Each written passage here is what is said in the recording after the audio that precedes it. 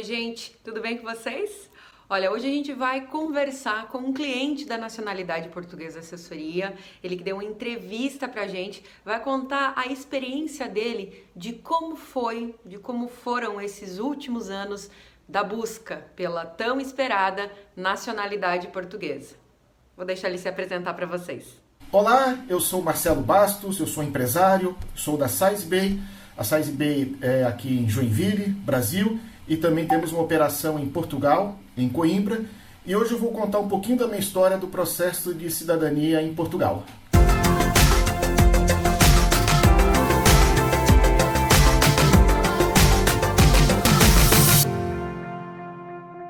E eu comecei essa entrevista perguntando para o Marcelo qual foi o principal motivo dele procurar a nacionalidade portuguesa. O que motivou ele nessa tão esperada busca? Explica pra gente, Marcelo. Em 2017 eu já tinha minha empresa, estava começando a minha empresa, e a SizeBay ela já tinha como objetivo se internacionalizar. Então eu sabia que em um determinado momento eu iria para a Europa. E aí eu comecei a pensar em ter a minha cidadania portuguesa. Os meus avós, por parte de mãe, eram portugueses, são falecidos, eram portugueses. Minha mãe não tem a cidadania portuguesa.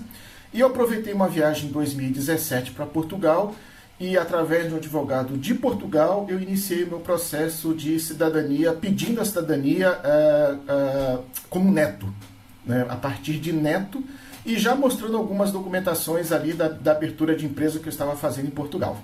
Enquanto o Marcelo viajava pelo nosso maravilhoso país de Portugal, ele procurou uma assessoria jurídica aqui mesmo no país, porque ele esperava que assim as coisas iriam acontecer de uma forma mais fácil e mais prática. Mas, infelizmente, não foi bem assim que aconteceu. Marcelo, como é que foi essa primeira experiência em busca da nacionalidade? O meu primeiro contato com esse advogado foi a partir de uma recomendação, uma indicação de uma outra pessoa que tinha feito o processo em Portugal, né?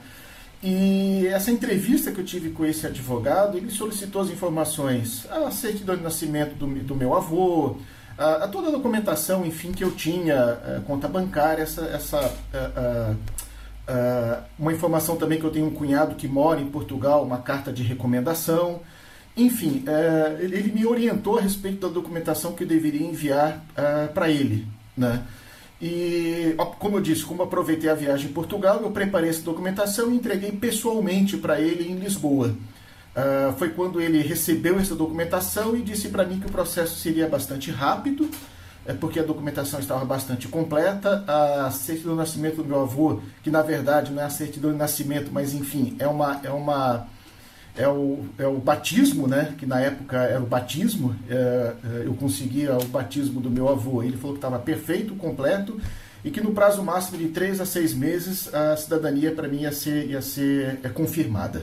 Uma coisa muito importante para a gente se perguntar quando a gente começa esse trabalho da busca pela nacionalidade, pela cidadania portuguesa, é o que a gente espera. O que a gente quer, além, obviamente, de estar com o documento na mão. De que forma a gente quer ser tratado por esse atendimento? Que respostas a gente quer receber? A gente quer entregar tudo na mão do advogado e só saber quando a nacionalidade sair? Ou a gente quer acompanhar o passo a passo?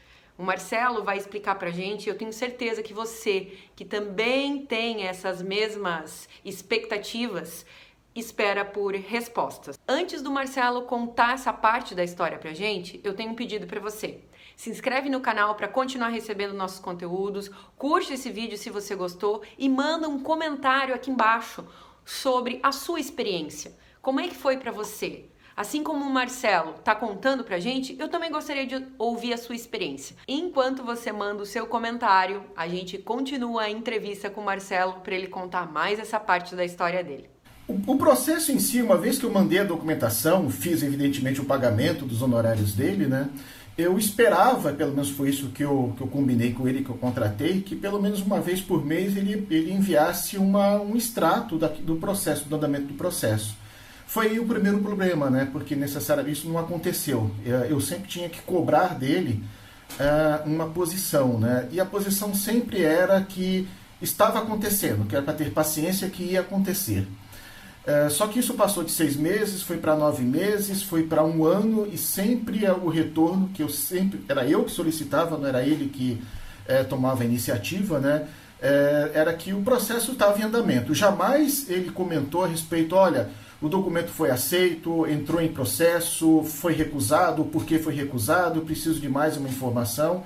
O processo sempre ele entrou, como eu chamo de a zona do limbo.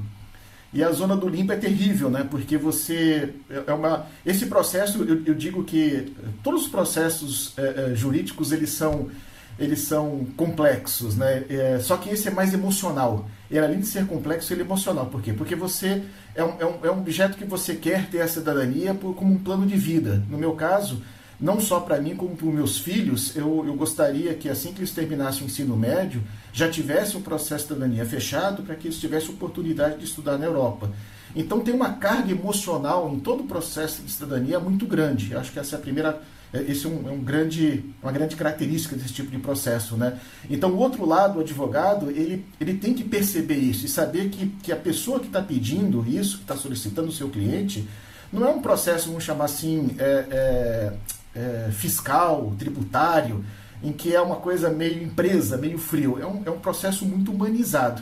E essa questão do humano não aconteceu junto comigo, com esse advogado, né? Ou seja, eu entrei na zona do limbo. Até um certo dia que eu descobri, olhando eu mesmo o processo, que o processo tinha sido recusado. Ou seja, ele não viu, ele não acompanhou e quase que eu perdi o prazo de recurso, de entrar com recurso. Você imagina isso? Descobrir sozinho ou descobrir sozinha que simplesmente o seu processo foi negado.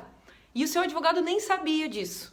Afinal de contas, não adianta a gente só falar das coisas boas, do que deram certo.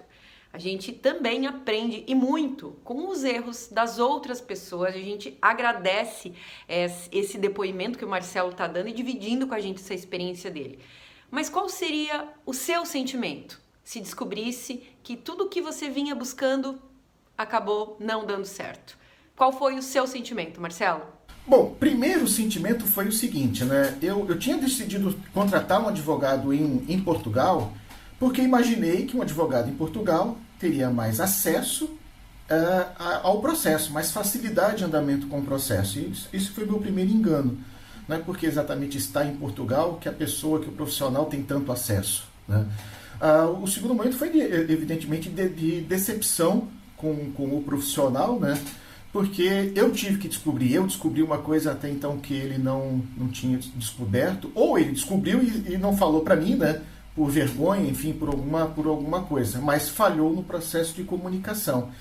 Então, essa decepção ela é muito grande, por quê? Porque foi em 2017 que eu entrei com o processo, em setembro de 2017, e foi em janeiro de 2020 que foi dada a negativa, né? E eu descobri em fevereiro, sozinho, né? Então, e até então, quando eu conversei com ele, ele falou, olha, o processo está normal. Eu falei, olha, eu vou te dar uma má notícia, o processo não está normal, o processo foi negado.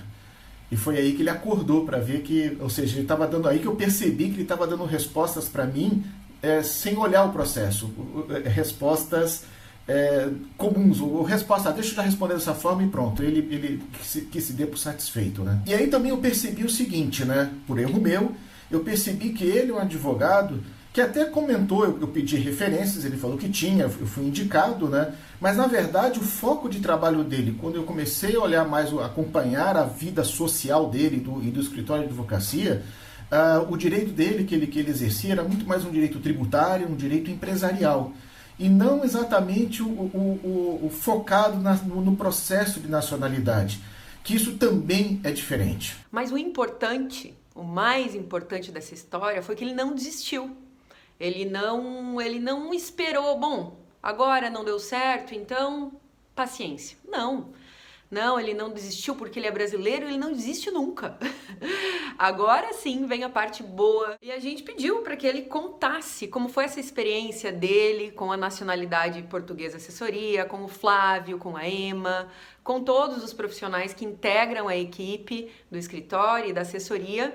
E ele contou pra gente. Eu conheci o Flávio e a Emma através da Core Angels, que são investidores da Size Bay. numa conversa em Lisboa. O Flávio e a Emma, pessoas fantásticas, educadas, em que num drink eu comentei que eu estava no processo de nacionalidade, né? E eles comentaram que faziam exatamente isso, né? Eu comentei um pouco de como estava o processo. A primeira coisa é que eles ficaram à disposição para me ajudar quando necessário. Achei isso de uma forma bastante respeitosa, porque eles entenderam que estavam com outro escritório e comentaram: olha, qualquer coisa, levanta a mão que eu ajudo, que eu ajudo você. E em em fevereiro de 2020, né, quando eu descobri essa negativa, eu conversei com o Flávio, conversei com a Emma, e eles investigaram o processo, né, e rapidamente, no mesmo dia inclusive, não foi nem rapidamente, foi em flash, eles comentaram comigo: olha, aconteceu isso, foi recusado por esse motivo, me deram uma indicação de próximos passos, eu entrei com um recurso.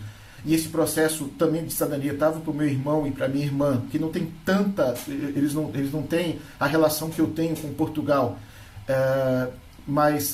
Aí o Flávio e a Emma aconselharam a entrar com um processo de cidadania da minha mãe primeiro, para o caso do meu irmão e da minha irmã, né,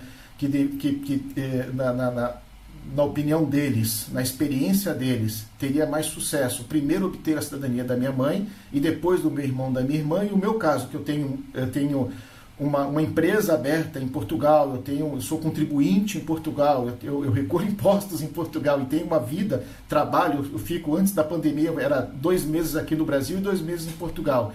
Então eu tenho frequência de ir para Portugal. Nesse caso, eles indicaram: vamos entrar com um recurso, porque é nítido e notório que você realmente tem uma vida em Portugal. Então eles me aconselharam e me indicaram muito bem, entraram com os processos, com o recurso e com o novo processo da minha mãe. A ansiedade desse processo de nacionalidade é tremendo, né? E eu encaro um pouquinho, como eu trabalho com uma SizeB, uma empresa de software para e-commerce, né? E o e-commerce, quando você faz o pedido, você espera que o produto chegue na outra hora, né? Existe essa ansiedade, eu digo que é a mesma ansiedade. E durante esse processo, desde fevereiro de 2020, como entramos com esse processo, né, de recurso e da cidadania da minha mãe, até agora em janeiro, tanto a Emma como o Flávio, eles sempre me posicionou meu irmão, minha irmã, de maneira muito clara, dando a notícia boa, quando é boa, e dando a notícia de alerta, quando necessário alerta. Isso é muito importante. Eu vi nessa relação com o Flávio, com a Emma, muita transparência e muita honestidade, falando no momento certo, quando as coisas são boas, e falando no momento certo, quando as coisas não iam tão bem. Ou seja, olha, aconteceu, olha, a gente está tendo atraso, realmente, por causa da pandemia, a CEF, por causa dos problemas internos também da CEF, que aconteceram no ano passado, problemas políticos, né? A Emma e o Flávio sempre foram muito claros para dizer: olha, Marcelo, nos próximos 2 meses não espere nada. Eu acho isso muito importante. Por quê? Porque você baixa a sua ansiedade e você sabe que alguma pessoa ali tem a pessoa que está olhando como você estivesse olhando. É isso que faz a diferença, né? De você ter certeza que aquela pessoa que está cuidando do seu processo é uma pessoa que tem aquela sensibilidade de ver que esse é um processo da sua família, que é um processo da sua vida. Isso é muito importante, né? Ou seja, eu senti esse conforto, essa segurança, né? E tive, não só senti como tive, né? Durante todo esse processo. E em janeiro agora, recebi a notícia maravilhosa, a Emma mandou e o Flávio mandaram um WhatsApp para mim comemorando, um print lá do processo, tudo aceito, né? E comemorando comigo. Marcelo, conseguimos! E é muito importante, conseguimos. Né? Não é você conseguiu, nós conseguimos, né? Isso faz parte desse processo, né? Que aí você vê que faz parte da família, né? Puxa, foi uma vitória de todos nós. Até agora a gente ouviu o Marcelo, pessoa física, querendo buscar, indo em busca da nacionalidade portuguesa para ele e também para a família dele. Mas como é a vida do Marcelo empresário, empreendedor, que tem negócios no Brasil e também em Portugal? Se você chegou nesse vídeo, você, claro, queria saber a experiência dele em busca da nacionalidade. Mas se você está almejando vir para Portugal para empreender, para trabalhar, para trazer, quem sabe, um braço da sua empresa, uma filial, ou internacionalizar o seu negócio, o Marcelo também dividiu um pouquinho dessa experiência dele e conta agora para nós. A Size Bay nasceu em 2017, né? A Size Bay é especialista em recomendação de tamanho de produto, de roupa e de calçado no e-commerce. Ou seja, quando você vai comprar um vestido e você adorou aquele vestido, mas você tem aquela pergunta, poxa, que tamanho que eu vou comprar? Tamanho 40, 42, 38, né? Como é que eu faço essa escolha? E normalmente o e-commerce mostra uma tabela de medida lá e você tem que tomar uma decisão sozinha, vamos chamar assim, né? E a Size Bay desenvolveu um serviço, um algoritmo, que nós deduzimos as medidas do seu corpo a partir de peso, idade, altura e o formato do corpo, que é uma ciência chamada antropometria.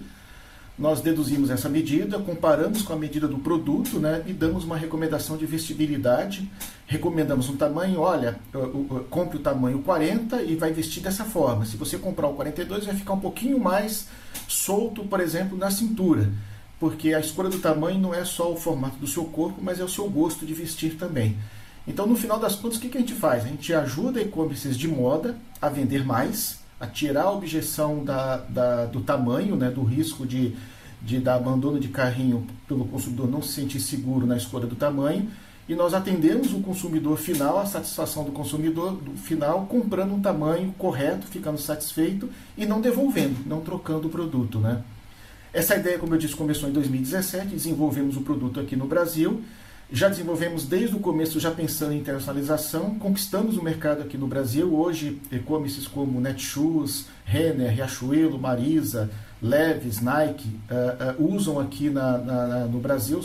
Nós temos aproximadamente 380 clientes no Brasil, e-commerces, e planejamos, né, no final de 2018, fomos para a Web Summit, conhecer o mercado europeu. Já sempre pensamos em Portugal, porque internacionalizar em Portugal, eu digo que eu sempre falo, né, que internacionalizar em Portugal é você ir para o quintal, o jardim da sua casa, porque se acontecer alguma coisa, você volta para casa rapidinho. Se chover muito forte, você tem uma proteção interessante, né, do que, por exemplo, internacionalizar nos Estados Unidos, em que você tem outras variáveis, né? Então decidimos internacionalizar em Portugal, conhecemos a Core Angels, a qual o Flávio e a Emma participam, como eu comentei, que eu já conheci deles a partir da Core Angels, né? E a partir disso eu também escolhi o seguinte, eu abri a empresa e imediatamente entrei com o processo de cidadania.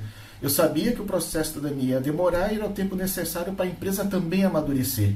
Então o conselho que eu dou para todo mundo que está pensando em ir para Portugal, primeira coisa, vá para Portugal. Porque você tem que conhecer lá. Você não vai conhecer por aqui, pelo Brasil. Então, compra uma passagem, vai.